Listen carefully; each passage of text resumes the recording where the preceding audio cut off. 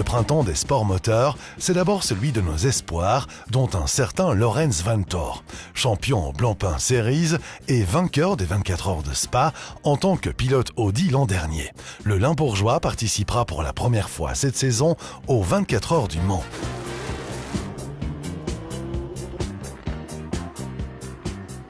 Il roulera pour le team français OAK Racing dans la catégorie LMP2.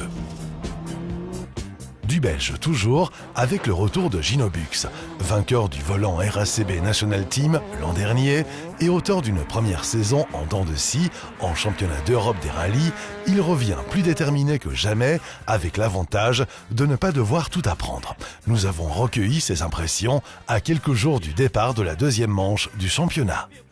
On part là-bas avec beaucoup de confiance. On a eu la chance de participer au Spa Rally ici en guise de préparation. C'était une manche du championnat de Belgique où on gagne le junior, le 2 roues motrices, le R2 avec une 5e place au général derrière des voitures bien plus puissantes.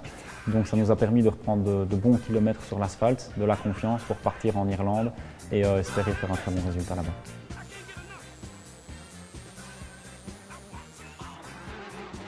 Chez nous, les routes du Aspen Go Rally accueillaient le retour du championnat de Belgique et des rallyes.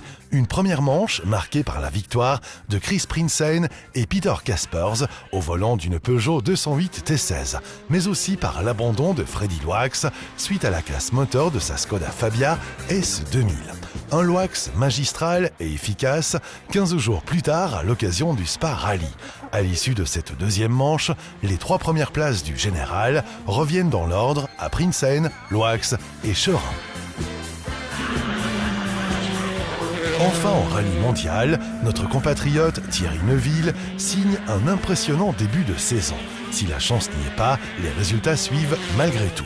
Après 3 courses, il pointe déjà à la 3e place du classement provisoire.